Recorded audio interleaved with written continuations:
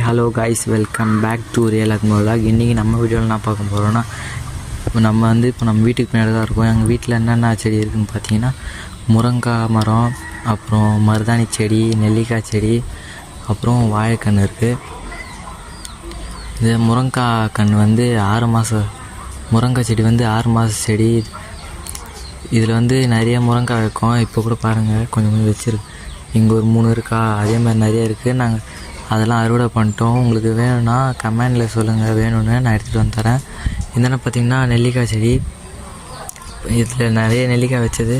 நாங்கள் இப்போ தான் மொத்தத்தையும் முந்தானே தான் மொத்தத்தையும் அறுவடை பண்ணோம். அறுவடை பண்ணி கொஞ்சம் உப்பு மிளகாத்தூள் போட்டு சாப்பிட்டோம். அப்புறம் கொஞ்சம் ஊறுகாய் போட்டோம்.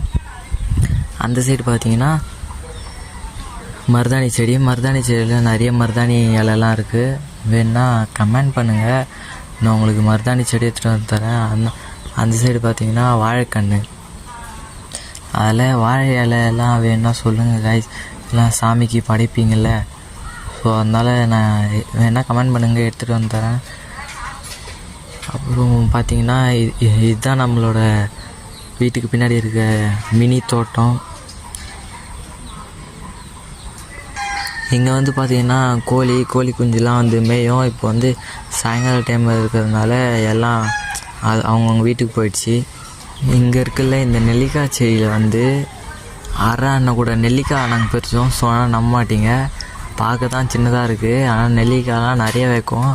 டேஸ்ட்டும் எக்கச்சக்கமாக அப்படி வேறு மாதிரி இருக்கும். டேஸ்ட்லாம் சொல்லவே முடியாது, அந்த அளவுக்கு டேஸ்ட்டாக இருக்கும். நான் ஒரு மாதத்துக்கு முன்னாடி தான் மருதாணி வச்சேன். இப்போ மறுபடியும் நாளான்னைக்கு போய் நான் மறுபடியும் மருதாணி இலை பறித்து மருதாணி வைப்பேன். இன்னும் எங்கள் வீட்டோட வாழைக்கண்ணில் இன்னும் வாழைக்காய் வைக்கல காய்ஸ். ஒரு டைம் வச்சிச்சு, அதை அறுவடை பண்ணிட்டோம்.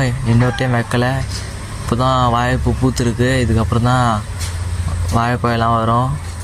பாருங்க காய்ஸ், இலைலாம் காஞ்சி போயிருக்கு. ஆனால் மேலே இப்போ தான் புதுசாக இலைலாம் துளுத்து வருது.